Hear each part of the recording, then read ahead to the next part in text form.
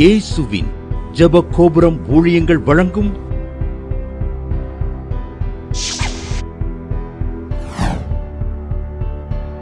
நம்பிக்கையிலே சந்தோஷமாயிருங்கள். கிறிஸ்டோபர் என்கிறவங்க திருநெல்வேலியிலிருந்து எழுதியிருக்காங்க. அவங்க மகளுக்கு திருமண தடையில் இருந்து கொண்டே இருந்ததாம் 3 இயர்ஸ்க்கு மேலே. அவர் வாரந்தோறும் வெள்ளிக்கிழமதோறும் காலை 8 மணிக்கு நம்பிக்கை டிவியில் நம்பிக்கையிலே சந்தோஷமாக நிகழ்ச்சி பார்ப்பாராம். சரி அம்மாட்ட ஜெபம் பண்ணுவோம் அப்படின்னு அவர் ஃபோனில் ஜெபம் பண்ணாராம். கர்த்தர் அற்புதமாக 2 மாதத்தில் திருமணம் ஃபிக்ஸ் ஆக பண்ணி திருமணமும் நடந்து முடிய பண்ணினார். இப்போ என் மக கன்சீவாக இருக்கிறா. கர்த்தருடைய நாமத்துக்கு மகிமை உண்டாவதுன்னு சாட்சி எழுதியிருக்காங்க. நம்பிக்கையிலே சந்தோஷமாயிருங்கள். ஆண்டவராய் இயேசு கிறிஸ்துவின் நாமத்தினால அன்பான வாழ்த்துக்களை தேவ சமூகத்திலிருந்து உங்களுக்கு கூறுகிறோம். அல்லேலூயா. அனைவருக்கும் கிறிஸ்மஸ் புத்தாண்டு வாழ்த்துக்களை தேவ சமூகத்தில் உங்களுக்கு கூறுகிறோம். அல்லேலூயா. எல்லோரும் கிறிஸ்மஸ் ஆயத்தமாகி கொண்டு இருப்போம் இல்லையா? அல்லேலூயா. Thank you Jesus. உலக காலண்டரை 2ஆக பிரித்தவர் தான் ஆண்டவராகிய இயேசு கிறிஸ்து. கிமு கிபி வேற எத்தனையோ தேவர்கள் இந்த பூமியில் இருக்காங்க. அதெல்லாம் அப்படி உலகத்தை காலண்டரில் அப்படி பிரிக்கவே இல்லை. கிமு கிபின்னு உலக அளவில் பேசப்படுகிறது இல்லையா? அப்போ ஆண்டவர் பிறப்பு ரொம்ப ரொம்ப முக்கியம். அல்லேலூயா. நம்ம உள்ளத்தில் அவர் ஆவியாய் பிறந்திருக்கிறாரா? அல்லேலூயா. நீங்களும் நானும் அவரை ஏற்றுக்கொண்டிருக்கோம். ஆனால் தேவ ஆவியினால் நிரம்பி எப்போது காணப்படுறோமா? நான் ரட்சிக்கப்பட்ட ஜனத்தோடு கர்த்தர் இருக்கிறார், சந்தேகமே இல்லை. நான் உன்னை விட்டு விலகுவதும் இல்லை, உன்னை கைவிடுவதும் இல்லைன்னு சொல்லியிருக்கிறார். ஆகவே கிறிஸ்மஸ்னால் சும்மா கேக் வாங்கி புது ட்ரெஸ் போடுவதெல்லாம் அல்ல. அநேகருக்கு இயேசுவை பற்றி என்ன செய்வேன் நீங்கள்னாலும் சொல்லணும். அவருடைய பிறப்பு, அவருடைய வாழ்க்கை வரலாறு, அவருடைய மரணம், உயிர்த்தெழுதல் சீக்கிரம் வரப்போயிடாரு, 2வது வருகை. இதை குறித்து ஜனங்கள்கிட்ட என்ன செய்யணும்? சொல்லணும். அதுதான் உண்மையான கிறிஸ்மஸ். இத்தனை பேருக்கு நம்ம கிறிஸ்மஸ் நாளில் சுவிசேஷத்தை அறிவிக்க போகிறோம். அதுதான் உண்மையான கிறிஸ்மஸ். நம்ம அறிவிக்காமல் எப்படி அவங்க இயேசு தான் உலக ரட்சகர், அவர் தான் பாவங்களை மன்னிக்கிறவன்னு தெரிய முடியும்? பொதுவாக எல்லாருக்கும் தெரியும் இயேசுனாவே பாவங்களை மன்னிக்கிறவன். ஆனால் மனம் திரும்பின ஒரே பாவி நிமித்தம் பரலோகத்தில் மிகுந்த சந்தோஷம் உண்டாயிருக்கும். ஆகவே நீங்களும் நான் இந்த கிறிஸ்மஸ் நாட்களில் ஆத்மா ஆதாயம் பண்ணுவோம். ஆண்டவரை பற்றி அறியாத ஜனத்துக்கு நல்லா கேக்கு கொடுத்து என்ன செய்யலாம்? அவங்கள ஆண்டவரை பற்றி சொல்லி ரட்சிப்புகளை நடத்தலாம். அதுதான் உண்மையான ஒரு கிறிஸ்மஸ். சரி, தலையை தாழ்த்தி ஜெபம் பண்ணுவோம். பரலோக பிதாவே, நாங்கள் ஸ்தோத்திரிக்கிறோம், துதிக்கிறோம். ஆண்டவரே, இந்த தேவ செய்திக்கு விரோதமாக எழும்புகிற ஆயுதம் நசனா இயேசு நாமத்தில் வாய்க்காமலே போவதாக.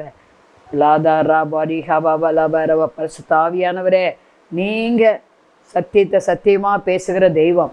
சத்தியத்தை அறிவீர்கள், சத்தியம் உங்களை விடுதலையாக்கும் சொன்னவர். சத்திய ஆவியானவரே, நீரே பேசும்படி நாங்கள் கேட்டு அதன்படி நடக்கும்படி எங்களை ஒப்பு கொடுக்குறோம். இயேசு நாமத்தில் பிதாவே, ஆமென், ஆமென். இந்த நாளையும் கூட செய்தியுடைய தலைப்பு ரோமர் 8:28. தேவனிடத்தில் அன்பு கூறுகிறவர்களுக்கு சகலம் நன்மைக்கு எதுவாக நடக்கிறது என்று அறிந்திருக்கிறோம்.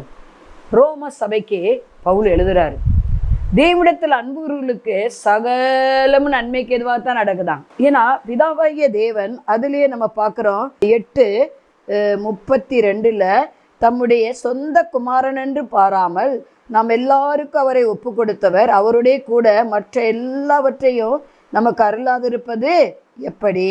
எப்படி பாருங்க, நமக்காக சொந்த குமாரனே கொடுத்திருக்கிறார். இயேசு கிறிஸ்து ஜீவனையே கொடுத்து நம்ம மேல் அன்பு வைத்திருக்கிறார். அப்போ நாம் எந்த அளவுக்கு அவர் மேல் அன்பு வைக்கிறோம் என்பதுதான் ரொம்ப முக்கியம்.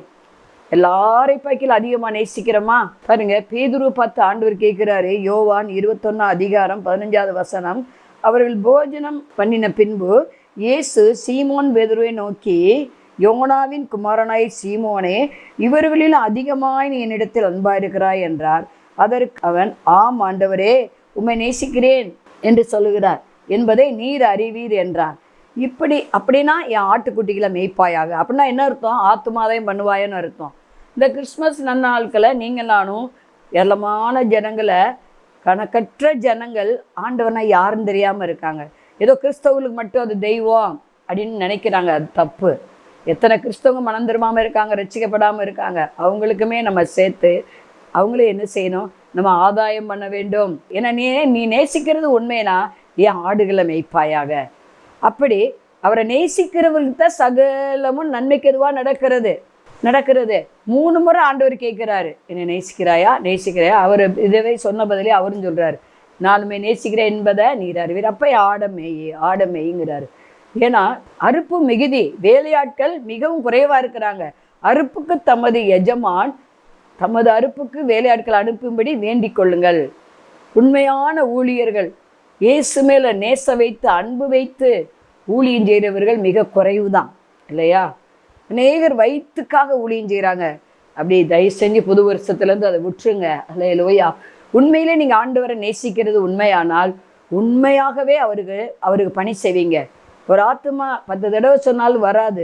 பிறகு பார்த்தா, ஏன்னா பிரசங்கில் எழுதப்பட்டிருக்கு, ஆகாரத்தை தண்ணீரில் போடு, வெகு நாள் கழித்து அதன் பலனை காண்பாய்.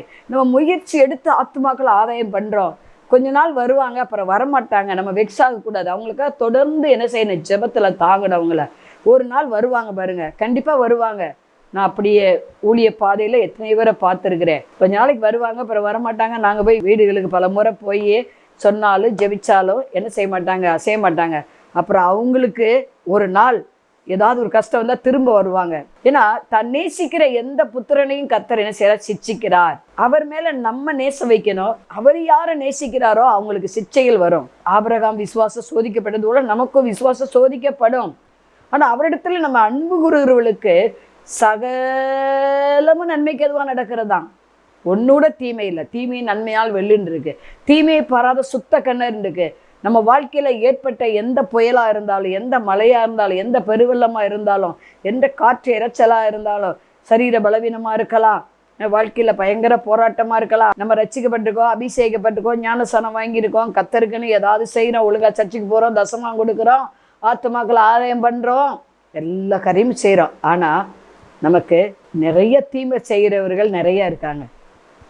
இயேசு நாமத்துக்காக சில பாடுகளை நம்ம அனுபவிச்சு தான் ஆகணும்.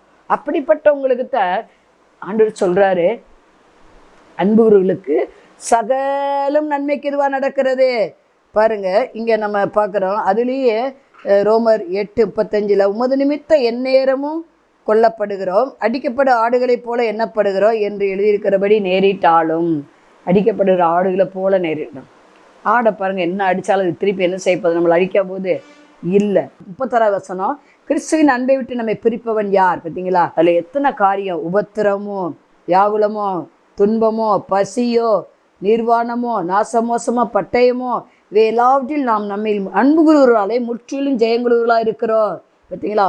இயேசு ஆண்டவர் சொன்னார், உலகத்தில் உங்களுக்கு உபத்திரம் உண்டு, ஆனால் திடன் இந்த உலகத்தை ஜெயித்தேங்கிறாரு. யோவான் 16:33 பார்க்குறோம். அப்போ நம்ம உபத்திரவாய் இவ்விதமான பாடுகளை சகிச்சு அவரே நினைக்கணும். நம்ம உண்மையாக நீதியாக நடக்கும்போது, ஆண்டவருக்கு பிரியமில்லாததை சிந்திக்காமபடி ஆண்டவருக்கு பிரியமானவர்களை சிந்தித்து பேசி நடக்கும்போது சில உபத்திரங்கள் வரும். ஏன்னா தேறினவன் எவனும் குருவை போல இருப்பான் இருக்கு.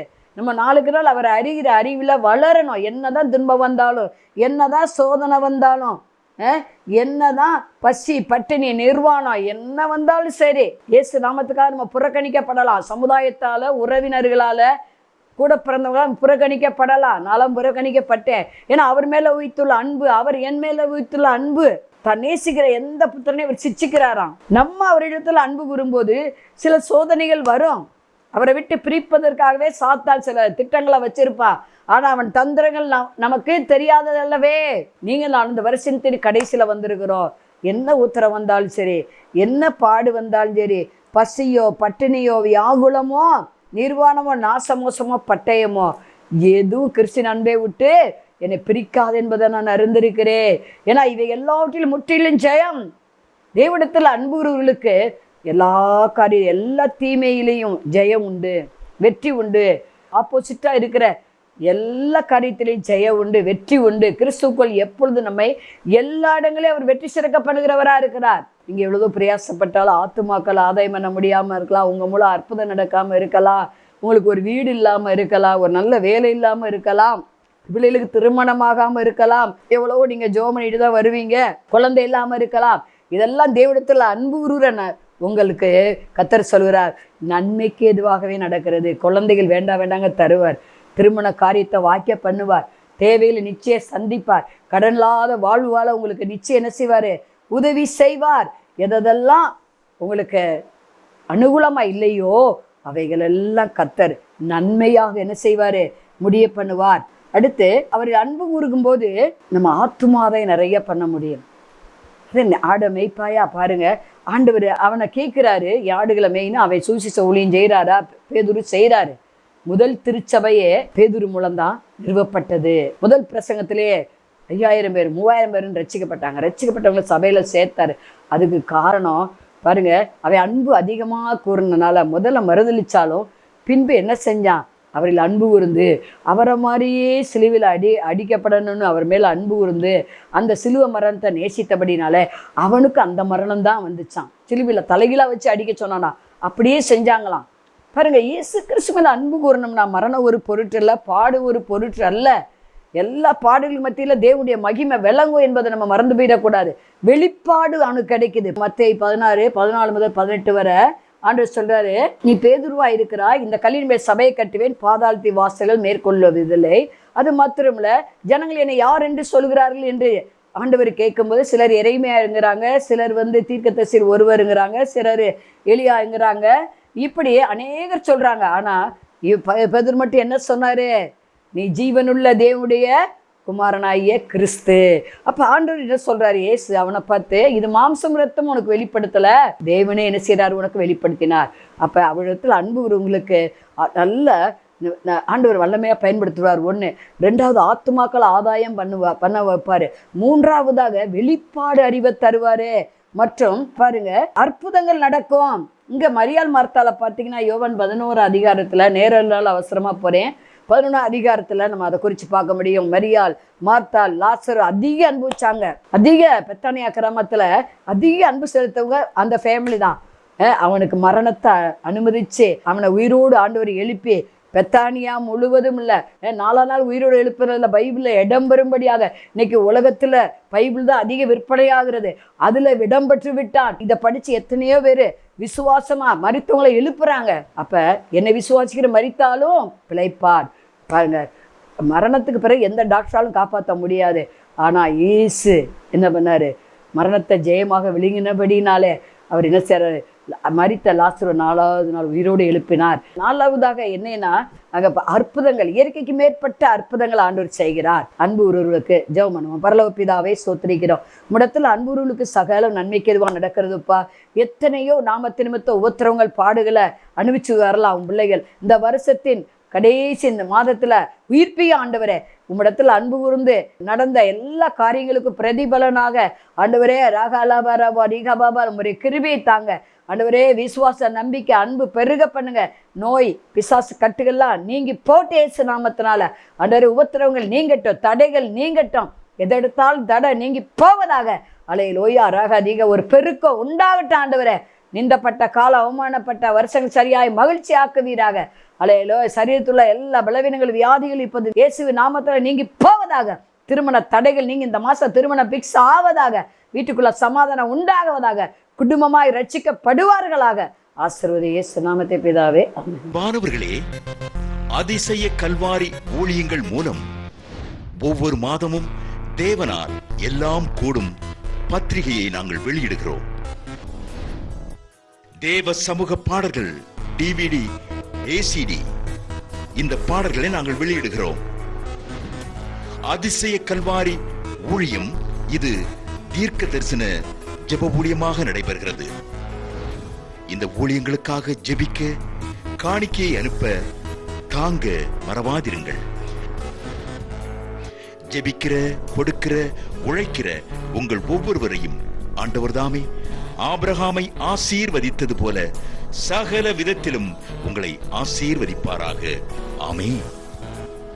அன்பிற்குரியவர்களே, இந்த ஊழியத்தை உங்கள் காணிக்கைகளால் தாங்குபவர்களின் கவனத்திற்கு